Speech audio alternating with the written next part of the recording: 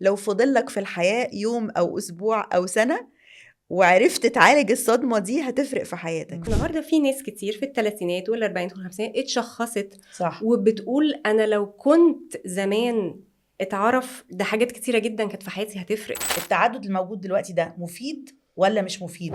انا عايزه اروح اتكلم على طفولتي والتروما اللي حصلت لي او حاجات تقيله وكده، هنا بنروح للسايكوثيرابي. حاليا في زي ترند كده موضوع الطفل الداخلي، إنه كل حد ممكن عنده مشكلة دلوقتي في حياته يرجعها لحاجة حصلت في الطفولة. التروما هي بيشبهوها تشبيه كده انا بحبه، ان هي اكنها وجبه مش مهضومه، فهي في السيستم بتاعي اوكي قاعده معايا متخزنه في الجسم.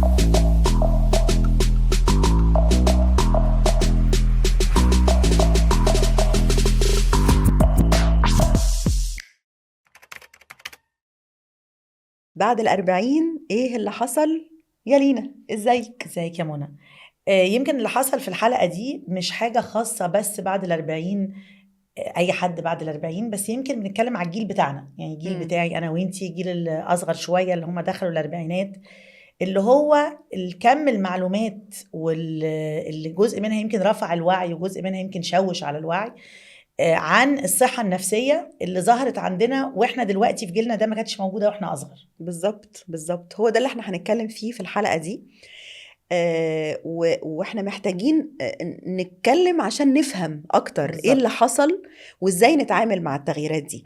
معانا في الحلقة دي ياسمين مبارك، الأخصائية النفسية. ازيك يا ياسمين؟ الحمد لله كويسه، ازيكم؟ الحمد لله. بصي، احنا الجيل بتاعي انا ولينا يعني اللي فوق ال50 وياسمين والجيل كمان؟ لا ياسمين اصغر لو أصغر مننا سمحتي. بكتير طبعا. ياسمين اصغر.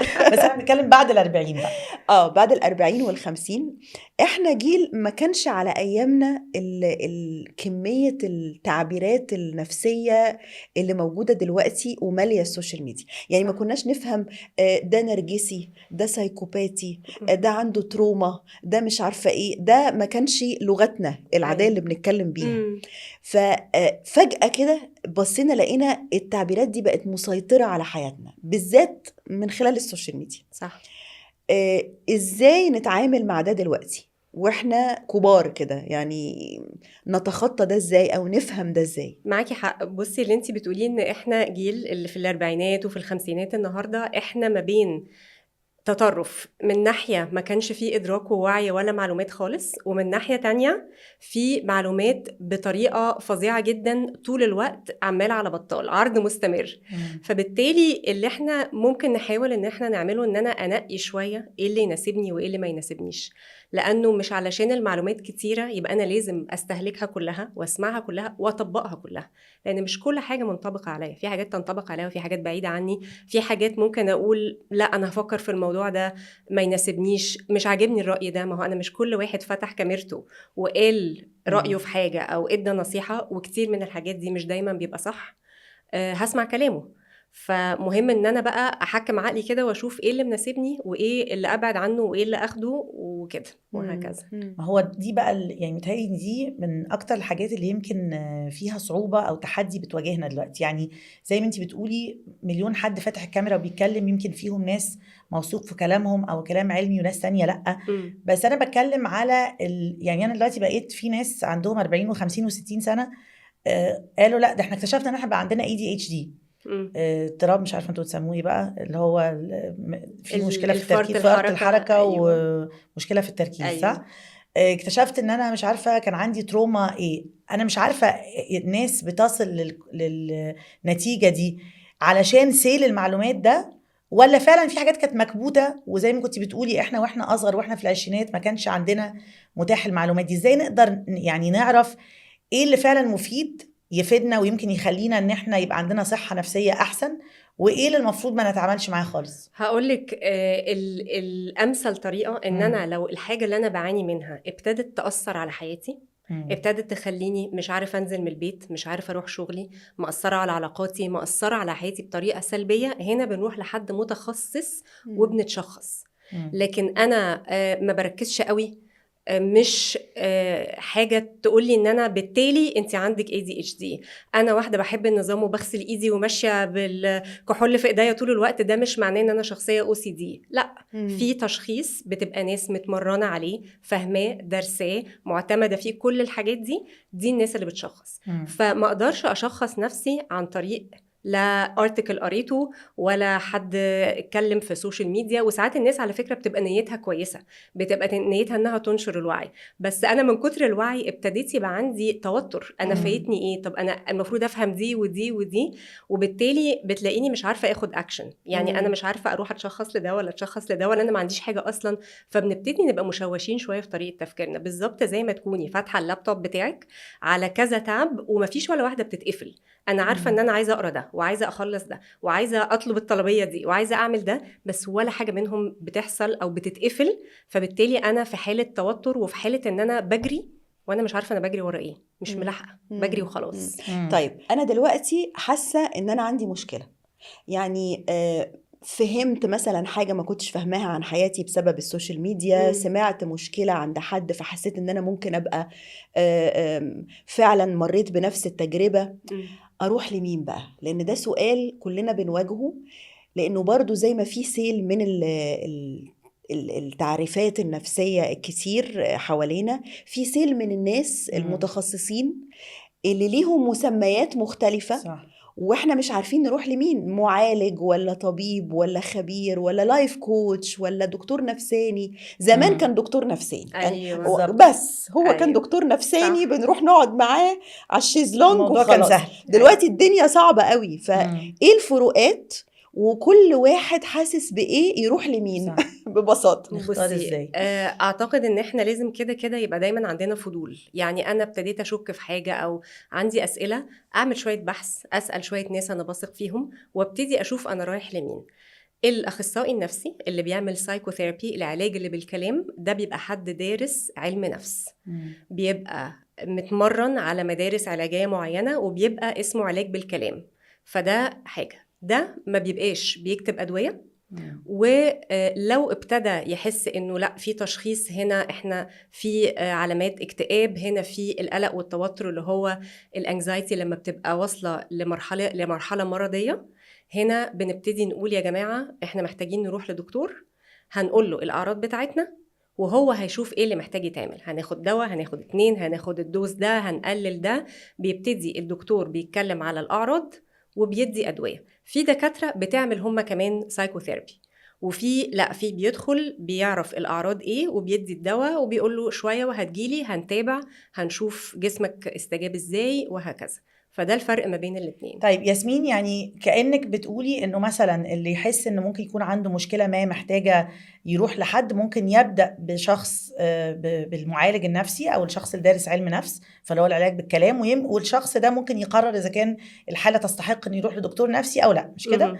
طيب الناس بقى اللي ولا دارسة علم نفس ولا دارسة طب نفسي، اللي هم مثلا لايف كوتش او ناس دارسة مش عارفة علاج بالتنويم المغناطيسي، الحاجات دي، هل مفيد برضو الناس تروح لها ويمكن هم يوجهوها لحد ولا لا؟ بصي، انا دايما بقول للناس اقروا وافهموا وشوف انت ايه اللي يناسبك. اللايف كوتش بيبقى حد بيشتغل معاكي على اللي بيحصل دلوقتي في الحاضر بتاعنا، بيبقى عنده شوية تكنيكس، بيبقى عنده خطوات تعمليها عشان تحققي حاجة معينة، وكتير منهم بيبقوا معتمدين ودارسين شهادات محترمة جدا. بس المهم ان انا اشوف انا هدفي ايه. انا عايزه اروح اتكلم على طفولتي والتروما اللي حصلت لي او حاجات تقيلة وكده، هنا بنروح للسايكوثيرابي. انا واحد مش عارف اقوم بالسرير، مش عارف اخد بالي من نفسي، عندي اكتئاب، احنا هنا ممكن نروح للاتنين بالمناسبة. يعني ممكن نروح نعمل سايكوثيرابي ونتابع مع دكتور نفسي كمان في نفس الوقت. وعلى فكرة في ناس بتروح للدكتور النفسي والدكتور بيقول له انت مش محتاج ادوية، انت محتاج تعمل سايكوثيرابي. فهنا وده اللي بيخلي ان الموضوع بس فيه مرونة شوية، انه مفيش حاجة واحدة لازم نعمل كذا، لا، احنا بنشوف ايه اللي بيناسبنا، وممكن نسأل ونحس ان احنا انا عايز اعمل ده، او انا الشخص المتخصص نصحني بده وهكذا. يعني التعدد اللي منى كانت بتقول عليه من شويه، ان احنا كبرنا ما كانش فيه غير الدكتور النفسي ده الناس بتروح له، التعدد الموجود دلوقتي ده مفيد ولا مش مفيد؟ مفيد لو انا ما بجريش ورا كل حاجه واي حاجه. ان انا مش كل ما صاحبتي تيجي تقول لي تعالي يلا نعمل كذا اقول لها يلا بينا، وانا كمان ما بعالجش الجذر بتاع مشكلتي. انا دلوقتي لو واحده عندي علاقه سامه في البيت، او عندي مشكله في علاقتي الزوجيه، او لسه مره بفقد، ما ينفعش حد يقول لي تعالي نعمل كلاس هيبنوثيرابي وهتطلعي منه متظبطه وكله تمام. ممكن يساعدني شويه على فكره، مش بنقول ان هو هيبقى وحش، بس احنا عايزين نعمل الحاجه اللي بتناسبنا، اللي بتساعدنا ان احنا نتعامل على المدى الطويل، مش حاجه تريحني دلوقتي حالا بس، وبعد كده يومين 3 اسبوع وهرجع تاني للحاله اللي انا كنت فيها. طيب وانتي بتتكلمي كده انا جه في بالي حاجه بصراحه، انه يعني زمان مش عارفه ليه بحس دايما احنا لما بنقول زمان ان احنا كبار قوي قدام ده قوي، حقيقي برضه. بس حقيقي زمان كانت الدنيا ابسط من كده، يعني صح. البساطه دي وقله المعرفه او قله الوعي انه دي مشكله مش عارفه كذا، وانه ده عمل فيا كذا، وان العقد اللي حصلت دي هل ده كان نوعا ما كويس؟ يعني ما لخبطناش قوي، خلانا كده نمشي بعقدنا في الحياة بس بنتعامل؟ يعني قصدي انه احيانا بيبقى قلة الوعي ميزة، ولا لأ؟ يعني فكرة انك تعرفي ان عندك حاجة بتساعد في حلها. مش عارف، بصي انا بسأل اعتقد السؤال بصوت عالي. هو سؤال حلو قوي، لان احنا مش عارفين. بس هنا نرجع تاني، عارفه للنقطه اللي ابتدينا بيها، ان حته انقي انا بعمل ايه، لان انا مش كل حاجه بتتعرض لي انا لازم استهلكها واسمعها واطبقها على حياتي، لانها مش شرط انها تناسبني خالص وتبقى واعرف ادمجها في حياتي وفي يومي وفي تربيتي وكده. ياسمين، هل يعني معرفش اذا كان ده حقيقي، ومعرفش انتي في اكيد في يعني تجربتك وخبرتك وبتقابلي ناس كتيره، معرفش اذا كان ده حقيقي ولا لا. ساعات بحس انه عارفه زي العيال دلوقتي، مثلا ابني مثلا يسقط فيجي يقول لي على فكره انا اكتشفت ان عندي ADHD. قلت له اكتشفت منين؟ يعني انت اكتشفت منين؟ فطبعا ده غالبا بيبقى مهرب ان هو سقط، فعايز يبرر اللي حصل عشان يصعب عليكي بقى وكده. المفروض بقى ان انا انهار وكده. فاللي انا بقوله مع عدم تقليل مشاكل حقيقيه ممكن تكون عند الناس، بس هل ممكن يكون ده كمان في ناس بتستعمله كشماعه؟ يعني مثلا انا فاشله في علاقاتي، يبقى انا اكيد عندي مشكله من الطفوله. انا كل ما اتجوز اتطلق، اصل انا كانت اهلي بيعاملوني بطريقه مش مظبوطه.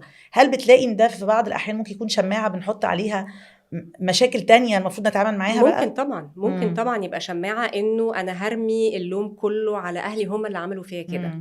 وعلى فكرة هو اللي بيقول كده هو بيحاول يوصل لنا حاجة، بيحاول يوصل لنا ان هو يمكن مش عارف النهاردة وهو في سن المفروض ان هو يبقى انسان ناضج، في حتة جواه ما نضجتش، في حته كده بتاعت فاهمه طفوله كده شويه لسه. مثلا لو حد كلمته ما ردش عليا يبقى مش عايز يعرفني، عارفه؟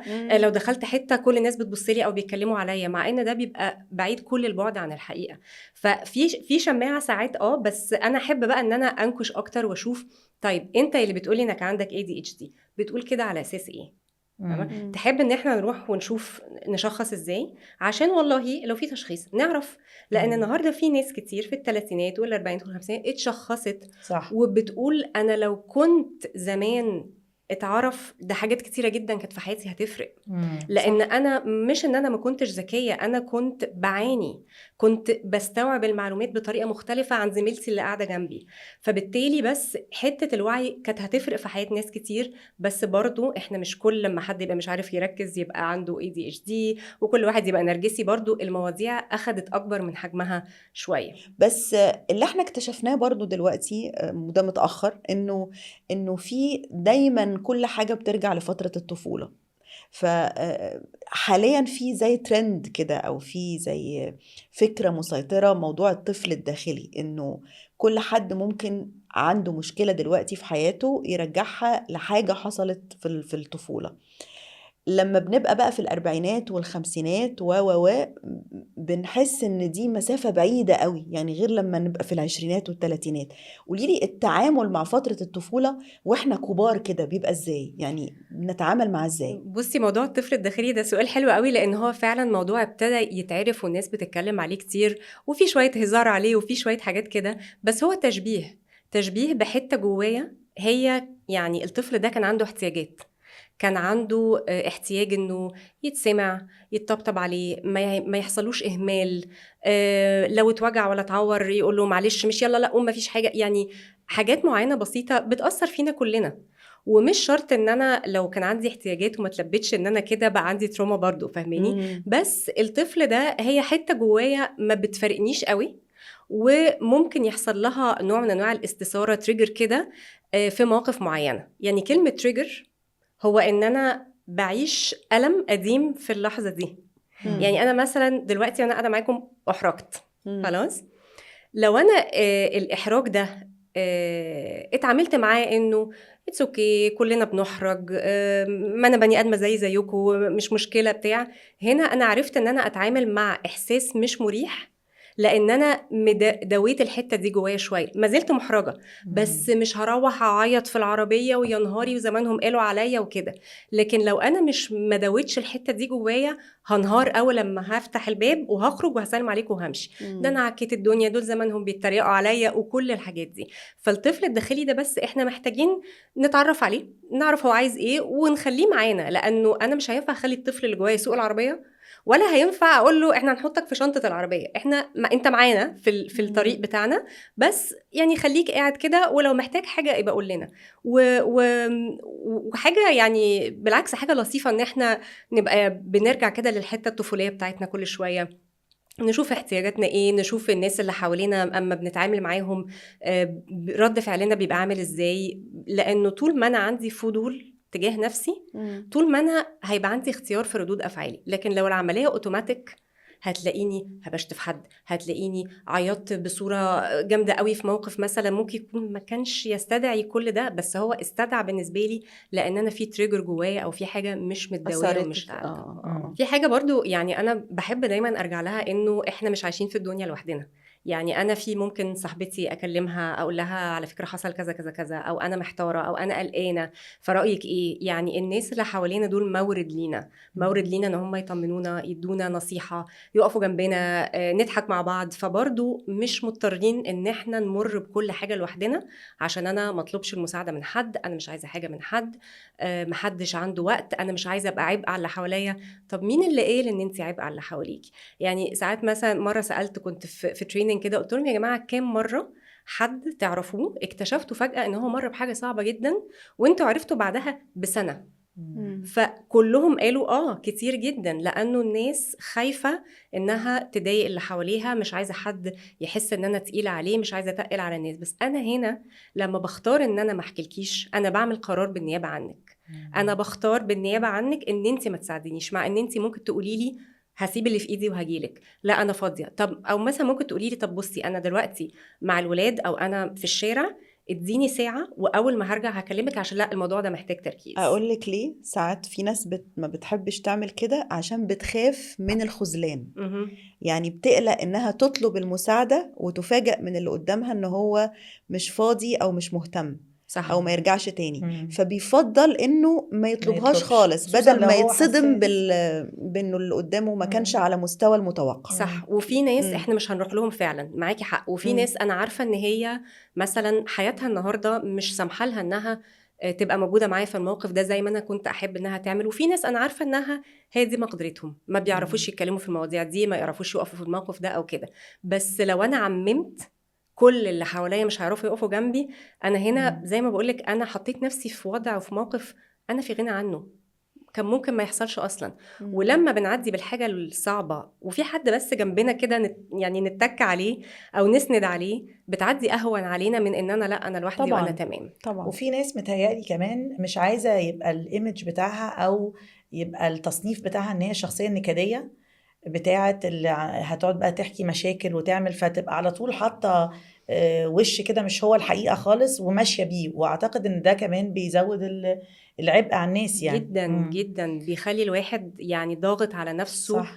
جامد جدا. وعماله بكتم كل المشاعر التقيله اللي احنا يمكن في مننا ما تعلمش ازاي يتعامل معاها، او اتعلم انها وحشه، مش حلو ان احنا نعيط او نشتكي او نعمل كده. وبتلاقي انه انا تحت ده بقى مسافه ما بدخل بيتي بنهار. صح. لان انا بمثل وحط على نفسي ضغط 24 ساعه. طب ياسمين، احنا اتكلمنا على ان احنا جيل في العشرينات والثلاثينات، واحنا بنكبر ما كانش عندنا الفيض والسيل من المعلومات عن الوعي النفسي دي. يمكن ولادنا مش ده هيبقى وضعهم، لان هم يعني كبروا وهو ده قدامهم يعني. موجود.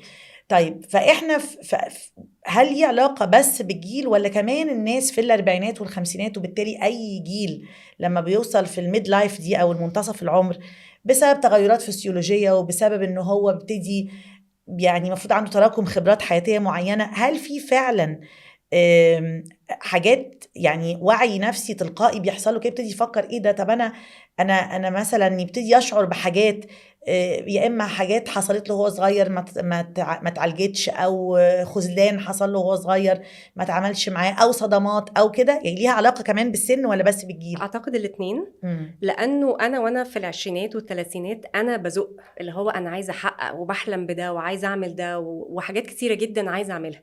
باجي في الاربعينات والخمسينات هي ورايا، هو انا عملتها، والانجازات الكبيره كتير منها حصل اوريدي. فلما باجي بقى في الوقفه دي اللي انا بقفها مع نفسي، ولو بصينا حوالينا هنلاقي كتير وقفوا الوقفه دي او حسوا انه انا عايز ايه من اللي جاي، انا ايه الحاجه اللي انا عايزه اعيش بيها النهارده، انا ايه الاختيارات اللي عندي. فبتلاقي بقى الاهتمام بالصحه، بتلاقيني بعمل اللي انا بحبه بجد، بتلاقيني الدايره بتاعتي بقيت بنقي شويه مين الناس اللي بجد بنبسط معاهم، مش يعني عدد كتير وخلاص. فبتلاقي شويه هنا ادراك ووعي اكتر لانا عايزه ابقى فين. يمكن مش بنبقى لاحقين نعمله في العشرينات والثلاثينات لان الدنيا بتبقى زحمه قوي ودوشه قوي.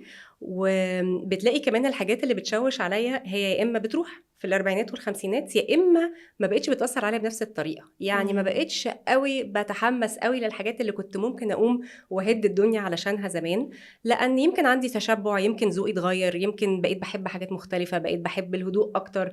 وما هياش حاجه لا غلط ولا تضحك ولا حاجه، هي ان احنا بنتغير يعني بنتطور. فده بيدي فرصه ايه بقى ان احنا يبقى عندنا يعني بيجي بقى وعينا باحتياجاتنا النفسيه قصدك، او بنفتكر الحاجات اللي ممكن تكون حصلت زمان.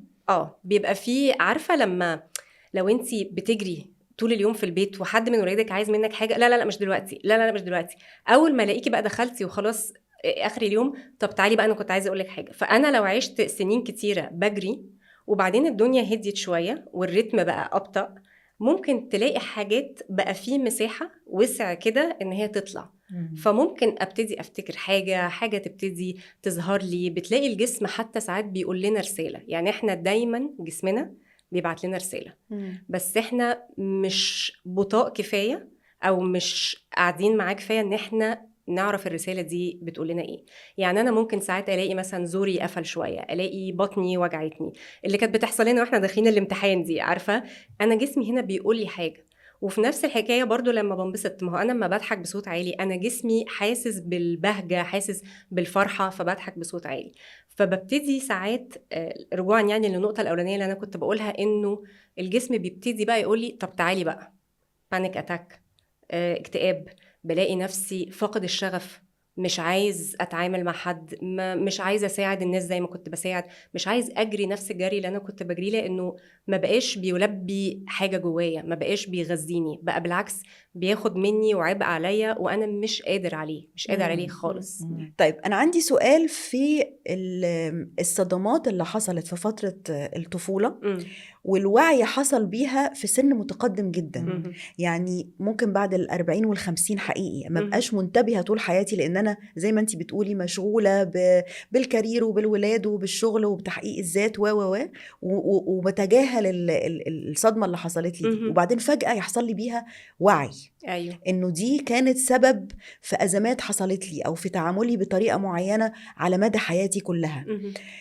في اتجاه او في ناس بتقولك انه معقولة بعد سن 50 او 60 اروح بقى اعالج حاجة كانت عندي في الطفولة من علاقتي ببابايا ومامتي، وده هيفيدني بايه بعد كل السنين دي وهيصلح ايه؟ يعني it's too late او ده متأخر جدا.